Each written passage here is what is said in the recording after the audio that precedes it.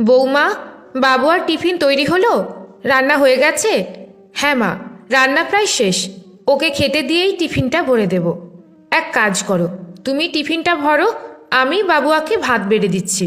ওহ মা, তুমি নিশ্চিন্তে ঘরে গিয়ে বসো তো, আমি সব করে দিচ্ছি।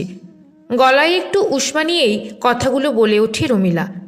বিয়ে হওয়া স্টক সে দেখে আসছে, তার শাশুড়ি ছেলেকে যেন কিছুতেই কোলছাড়া করতে চান না। তার শাশুড়ির সব ভালো, শুধু এই যে ছেলে ছেলে বাতিকটা যদি না থাকতো। মনোরমা তিক্ত মন নিয়ে ঘরে চলে এলেন। তিনিও বুঝতে পারেন এখন সময় এসেছে ছেলেকে ছেড়ে দেবার, কিন্তু পারেন না। বাবু আর 7 বছর বয়সে বাবু আর বাবা মারা যাওয়ার পর থেকেই তো মা ছেলের সংসার। সারা জীবন ছেলের পড়াশোনা, খাওয়া দাওয়া সব কিছু নিজের হাতে সামলে নিজে চাকরিটাও করেছেন। মাঝে মাঝে বেড়াতে যাওয়া, মনের কথা আদান প্রদান সবই তো ওই একমাত্র ছেলের সঙ্গেই। ছেলে নিজের পছন্দের মেয়েকে বিয়ের কথা যেদিন তাকে জানালো, তিনি তো খুব খুশি মনেই সেদিন সম্মতি দেন। কিন্তু তারপরেই সব কেমন যেন একটু একটু করে বদলে গেল। যে ছেলের জগৎ ছিল মা, সে জগতে অংশ নিল বৌমাও। তাই বলে মাকে বাবুয়া অবহেলা করছে এমন অভিযোগ কখনো মনোরমা করতে পারবে না। ছেলে যথেষ্ট দায়িত্ববান। রমিলাও খুব হাসি খুশি, শাশুড়িকে যত্ন করে, ভালোবাসে। এ বাড়িতে প্রবেশ করেই সে শাশুড়িকে বলেছে, মা, এত বছর অনেক কষ্ট করেছ, আর নয়, এখন থেকে সংসারের সব কাজ আমি করব, আর তুমি পায়ের ওপর পা তুলে আরাম করবে। কিন্তু এটাই হয়েছে মনোরমার কষ্টের কারণ। তার মনে হচ্ছে সংসারে তার অধিকার কমে যাচ্ছে। নিজের সংসারে নিজেকেই আজ অতিথি মনে হচ্ছে তার। তার মনটা কখনো কখনো বলে ওঠে, এই মেয়েটাই যত নষ্টের গোড়া। ছেলের বিয়ে না দিলেই ভালো হতো, মা ছেলে দুটিতে মিলে বেশ সারা জীবন কাটিয়ে দিতাম। সঙ্গে সঙ্গে আবার নিজেকে ধিক্কার জানান এমনতর ভাবনা মনে আনার জন্য, কিন্তু মনটা তিক্ত হয়েই থাকে। সেদিন দুপুরে মনোরমার কাঁচা ঘুম ভাঙিয়ে ফোনটা বেজে উঠল তার স্বরে। ঘুম জড়ানো চোখে ফোনটা ধরলেন তিনি, কিন্তু ওপার থেকে কোনো সাড়া এলো না। একটু পরে ফোনটা কেটে গেল। কয়েক সেকেন্ড পরেই আবার ফোন বেজে উঠল। অদ্ভুতভাবে এবারও মনোরমা ফোনটা ধরার পর ওপারের মানুষটি রইলেন নিরুত্তর। আবার কেটে গেল ফোনটা। এবার মনোরমা একটু অবাকই হলেন। একটু পরে আবার বেজে উঠল ফোনটা। মনোরমা গলায় যতটা সম্ভব গাম্ভীর্য এনে ফোনটা ধরে বললেন, এভাবে জ্বালাতন করার মানে কি? ওদিক থেকে সাড়া এলো এবার। মন। থমকে গেল মনোরমা। এ নামে একজনই তো ডাকতো তাকে, কিন্তু সেসব তো বিগত যুগের কথা।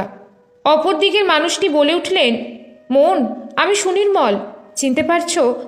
মনোরমার হৃৎপিণ্ড কয়েক সেকেন্ডের জন্য যেন থমকে গেল। কয়েক মুহূর্ত কোনো কথাই বলতে পারলেন না তিনি। সেই সুনির্মল, কলেজ জীবনে যাকে ছাড়া জীবন মনে হতো অসম্পূর্ণ। দুজন দুজনকে কথাও দিয়েছিলেন সারা জীবন পাশাপাশি থাকবেন, কিন্তু রাশভারী বাবার সামনে কিছুই বলতে না পেরে মনোরমা বাধ্য হন বাবার পছন্দ করা ছেলেকে বিয়ে করতে, আর চোখের জলে ভাসিয়ে দেন তার ভালোবাসাকেও। হ্যালো মন, শুনতে পাচ্ছ? হ্যাঁ হ্যাঁ বলো। কেমন আছো মন? চলে যাচ্ছে। তুমি? আমারও ওই বৃদ্ধাবাসে ভালোই কেটে যাচ্ছে। একমাত্র মেয়ে তিতিরের বিয়ে হয়ে গেছে, সে আমেরিকা প্রবাসী। এভাবেই কথায় কথায় কেটে গেল সারা দুপুর। আজকাল জীবনটা বড় সুন্দর মনে হয় মনোরমার। রোজ দুপুরে অপেক্ষা করেন বিশেষ ফোন কলের জন্য। সংসারটাও আর আগের মতো অতটা খারাপ লাগে না। দুটি একলা মানুষ তাদের পড়ন্ত বেলায় ফেলে আসা ভালোবাসাকে খুঁজে পেয়ে আনন্দে বিভোর হয়ে রয়েছে। একদিন সুনির্মল মনোরমাকে বলেন, মন, আর কটা দিনই বা বাঁচবো আমরা? শেষ জীবনটা একসঙ্গে কি কাটাতে পারি না আমরা? চমকে ওঠেন মনোরমা। মনের গোপন কুঠুরিতে লুকোনো ইচ্ছেটা ভাষায় প্রকাশিত হতে দেখে তিনি মরমে মরে যান। ছি ছি, এ যে অসম্ভব। এই বয়সে নতুন করে সংসার শুরু। সমাজ কি বলবে? ছেলেই বা কি ভাববে? আর বৌমার প্রতিক্রিয়া তো তিনি ভয়ে কল্পনাই করতে পারছেন না।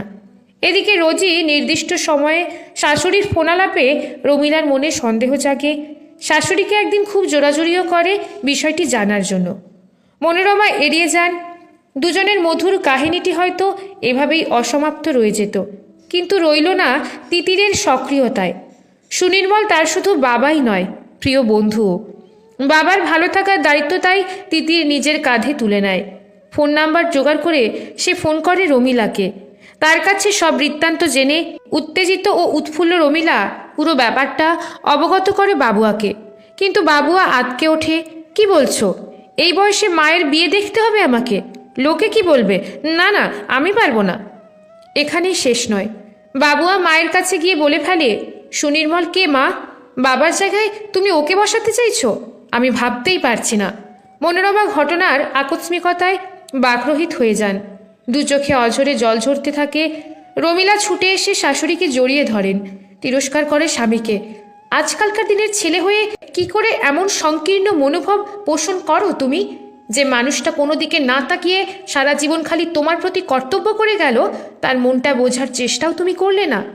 তারপর যা হয়, সংসারে অশান্তি, চেঁচামেচি। কিন্তু রমিলার এক কথা, মাকে আর আমি একা থাকতে দেব না, আর কষ্টও পেতে দেব না। আর মনোরমা, তিনি শুধু অবাক হয়ে দেখেই যান ওই মেয়েটাকে, যে দিনে দিনে তার দু চোখের বালি হয়ে উঠেছিল। আজ মনে মনে নিজেকে ধিক্কার দিতে থাকেন। বাবুয়া তার ছেলে, যার জন্য তিনি তার সারা জীবন ব্যয় করলেন, সে আজ তার মনের ভাবনা এতটুকুও বুঝল না। আর ওই পরের বাড়ির অনাত্মীয়া মেয়েটা আজ তারই জন্য নিজের স্বামীর বিরুদ্ধে রুখে দাঁড়িয়েছে। কেন? কেবল তার ভালো থাকার জন্য। মানুষ চিনতে এত ভুল করে ফেললেন তিনি। মনে মনে অত্যন্ত লজ্জিত বোধ করলেন মনোরমা। যাই হোক, অনেক অশান্তি, অনেক বাধা বিপত্তি পেরিয়ে আজ সুনির্মল ও মনোরমা 7 পাকে বাধা পড়তে চলেছেন। আর এই পুরো কৃতিত্ব যে রমিলারই, তা কখনো অস্বীকার করতে পারবে না কেউই। তিতির ও তার পরিবার, বাবুয়া, রমিলা সবাই হাজির। রমিলা জোর করে শাশুড়িকে টুকটুকে লাল বেনারসি চন্দন আলতায় সাজিয়েছে নিজের হাতে। পুরোহিত মশাই প্রশ্ন করলেন, কন্যাদান কে করবে? সবাই থমকে গেল। এগিয়ে এলো বাবুয়া নয়, রমিলা। আমার মেয়ের বিয়ে, আমি ছাড়া আর কে কন্যাদান করবে? মনোরমা চোখে জল নিয়ে ভাবতে থাকেন, কে আপন, নিজের পেটের ছেলে নাকি ওই অনাত্মীয়া একদা শত্রু মেয়েটি?